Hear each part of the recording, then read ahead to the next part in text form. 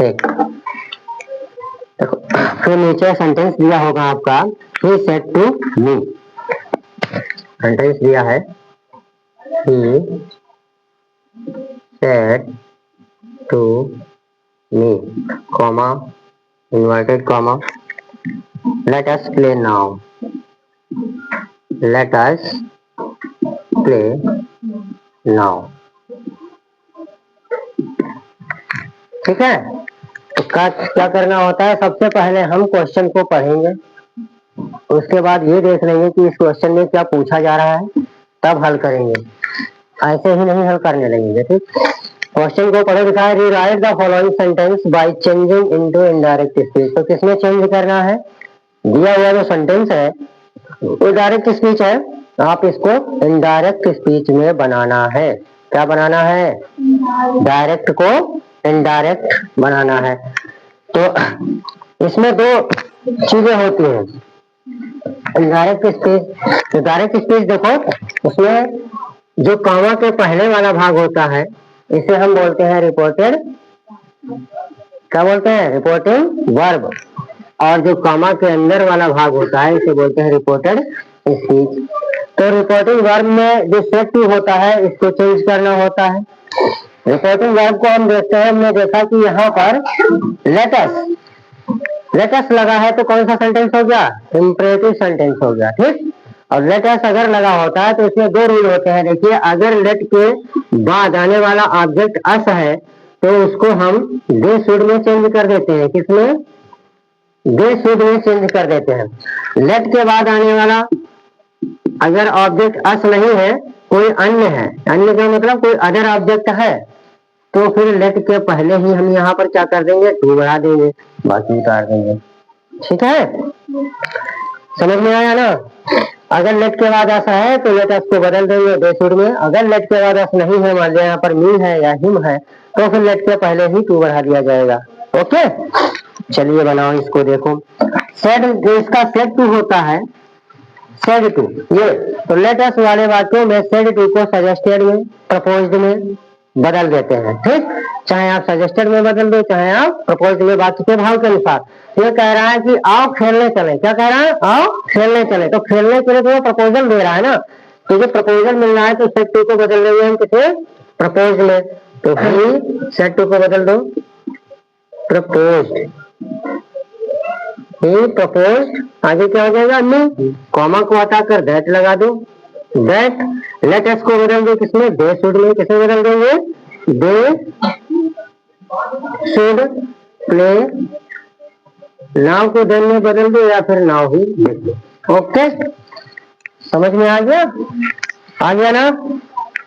मैंने क्या कहा था कि रिपोर्टेड स्पीच को देखो, अगर रिपोर्टेड स्पीच में लेट के बाद अस है, क्या है, लेट के बाद अस है, तो फिर हम लेटस को चेंज कर देंगे दे शुड में। किसमें चेंज करेंगे, दे शुड में। अगर लेट के बाद कोई अदर सब्जेक्ट है, अस ना होकर कोई अदर सब्जेक्ट है, तो लेट के पहले टू बढ़ा दिया जाएगा, बाकी सेंटेंस को लिख दिया जाएगा।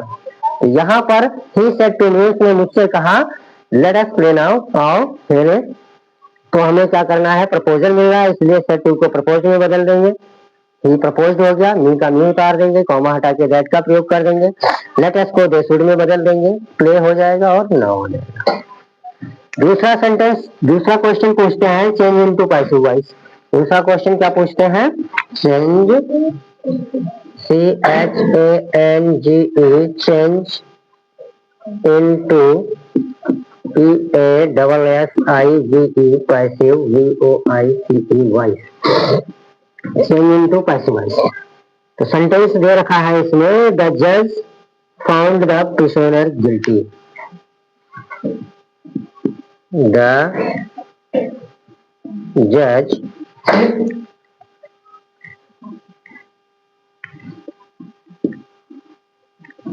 found the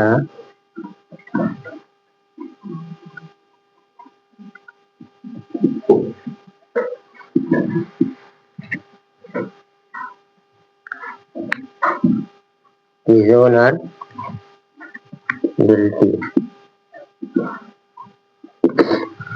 ठीक है, लिखा है द जज फाउंड द प्रिजनर गिल्टी। जज माने होता है न्यायाधीश, साउंड माने होता है पाना, प्रिजनर गिल्टी माने होता है, गिल्टी माने अपराधी होता है। क्या होता है गिल्टी माने?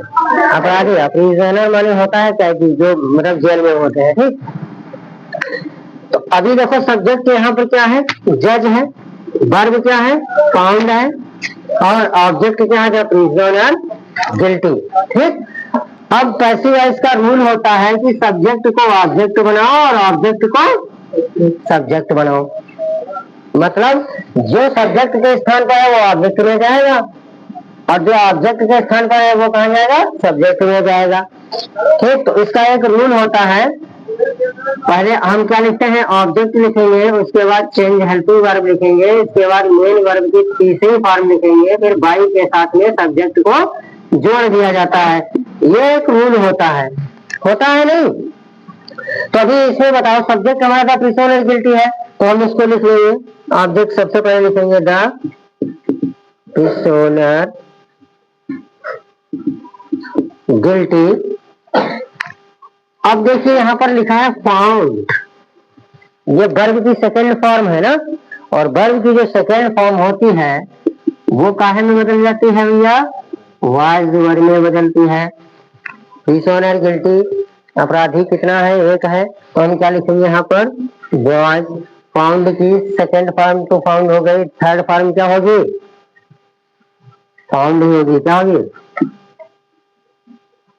फाउंड द जज। बाई लगाएंगे कि नहीं लगाएंगे? बाई द जज, क्योंकि ये फाउंड है, ये इसकी फर्स्ट फॉर्म फाइंड होती है। क्या होती है? फाइंड। फाइंड हो गई, फिर फाउंड हो जाएगा, फिर फाउंड हो जाएगा, फाउंडेड मत कर देना। ठीक है, अच्छा। इसके बाद में आता है आपका पंचुएशन। क्या आता है? हाँ, पंचुएशन आता है करने को। तो पंचुएशन में कुछ होता ही नहीं है, मिटा दें इसको। समझ गए दोनों? ठीक, अब देखो पंचुएशन क्या होता है।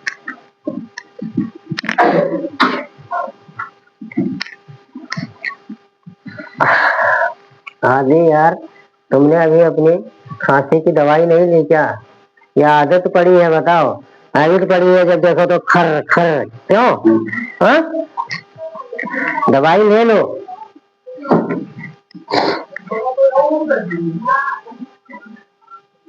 पंचुएशन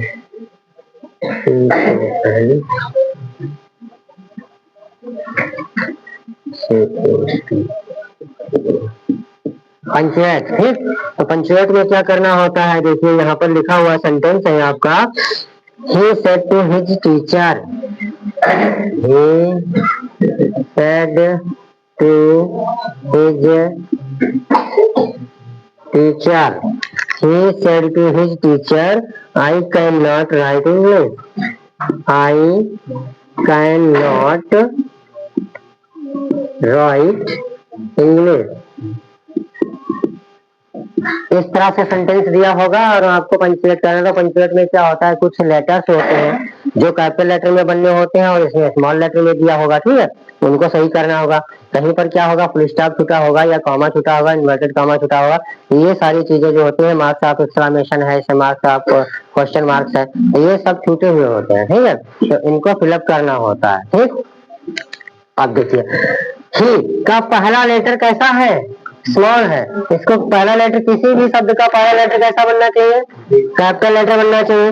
तो ही को हम कैपिटल लेटर में, ही का एच कैपिटल लेटर में बना देंगे, इसको क्या हो जाएगा? ही। उसके बाद said, S A I D, said to his teacher है, तो लिखेंगे to his, T E A C H E R, teacher, है ना।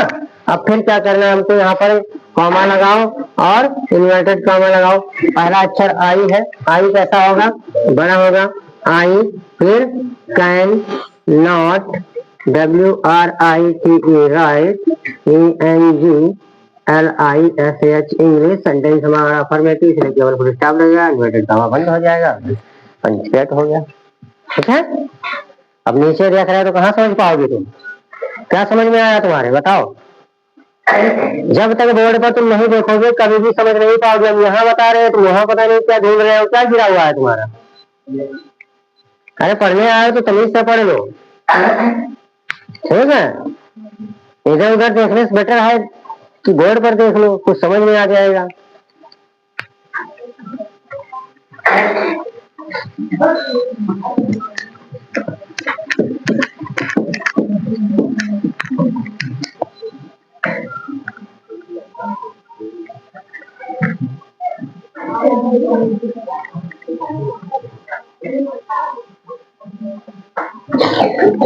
रीअरेंज आता है,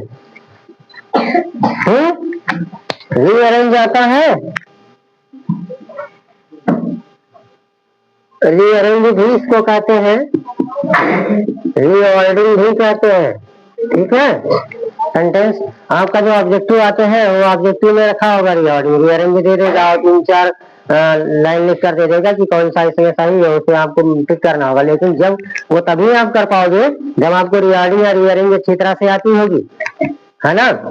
अभी छोटे छोटे बच्चे जो है इनमें सेंटेंस दे देते हैं, जैसे कि यहाँ पर इसने दे दिया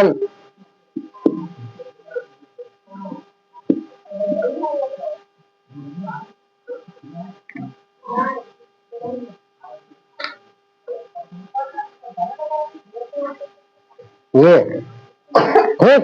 अब वहां कहेगा कि जंबल वर्ड है, इसको सही करो। क्या है ये? जंबल वर्ड है, इसको सही करो। अब जंबल वर्ड को सही करो, क्या हो जाएगा? मैंगो हो जाएगा, क्योंकि हम यहाँ पर MANG मैंगो हो गया। तो छोटे बच्चों में जो शब्द यानी कि वर्ड लिख कर देते हैं उसे जंबल वर्ड कहा जाता है। तुम लोगों में जो सेंटेंस लिख के देते हैं उसे रीअरेंज या रीऑर्डरिंग बोला जाता है। आगे जब इंटर में जाओगे तो कुछ गलतियां कर देंगे, सेंटेंस में दे देंगे तो उसको एरर नाम से बताया जाएगा, कॉमन एरर सिंटैक्स में, ठीक। कॉमन एरर कह देंगे। कॉम्पिटिटिव एग्जाम दे दोगे तो इन्हीं चीजों को स्पॉटिंग एरर कह देंगे। क्या कह देंगे? Spotting error. अब देखो सेंटेंस दिया है, gave his father,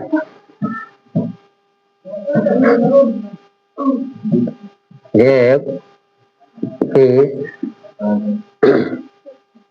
father poor 500,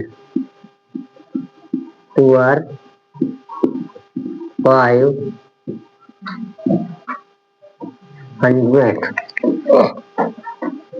treatment rupee for, treatment rupee for। देखिए सेंटेंस आपका ये दिया हुआ है, gave his father poor 500 treatment rupee for।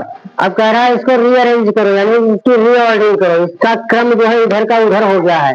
तो रीऑर्डरिंग या रीअरेंज का मतलब होता है क्रम को सही करना, क्रमबद्ध तरीके से लिखना, ठीक। इसका क्रम जो था 1 नंबर से 2, 2 से 3 हो गया है। आप इसको क्या करेंगे? सीरियल से लिखो, बढ़िया सेट करो इसको, ठीक। तो सबसे पहले हम इस रूल पर आएंगे कि सब्जेक्ट, फिर हेल्पिंग वर्ब, उसके बाद मेन वर्ब, उसके बाद में ऑब्जेक्ट, ठीक। तो बताइए कि इस सेंटेंस में सब्जेक्ट क्या है? Gave his father poor. अब देखिए यहाँ पर गेव तो तुम्हारी वर्ब हो गई, हो गया। हिज फादर, तो हिज पुअर फादर ऑब्जेक्ट हो जाएगा। क्या हो जाएगा? सब्जेक्ट क्या हो जाएगा? His poor father. फिर वर्ब क्या है? गेव, गेव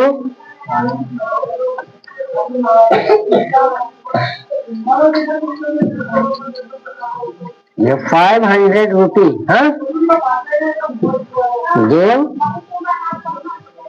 500 रुपी, यानी कि 500 रुपए दिए। किसके लिए दिए हैं? For treatment. किसके लिए? फॉर ट्रीटमेंट, इलाज के लिए, for treatment. His poor father gave 500 rupees for treatment, ठीक। उसके पिता ने 500 रुपए इलाज के लिए दिए। सही है। तो इस तरह से आपको करना होगा रीअरेंज यानी रीऑर्डरिंग। ठीक, ऑप्शन दिया होगा उसमें आपको सही करना होगा।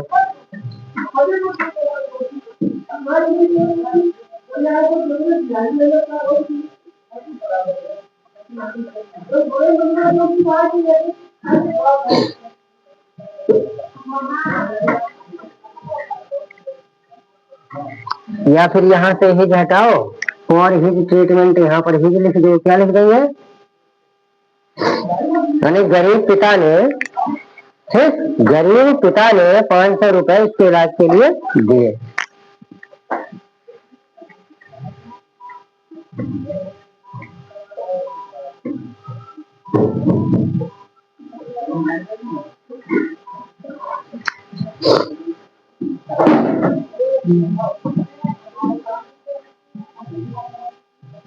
इसमें 4 ऑप्शन दिए हैं बेटा, 4 के चारों गलत है, क्योंकि चारों ऑप्शन में पुअर का यूज किया ही नहीं है। ठीक है,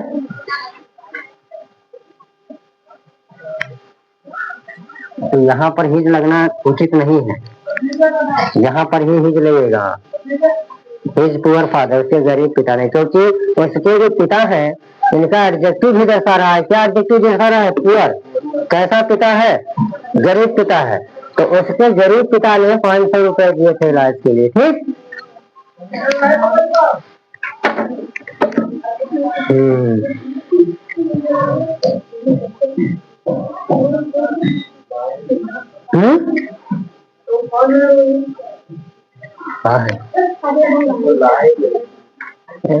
लगाई दो ना।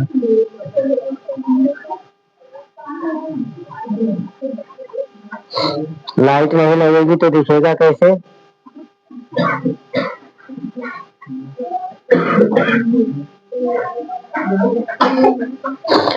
उसके बाद प्रीपोजिशन आती है भरने को। क्या आती है? प्रीपोजिशन। जैसे यहाँ पर स्पेस दिया है और ऑप्शन लिखा है mount Everest. Mount Everest is the highest peak, is the highest peak of Himalayas, of Himalaya.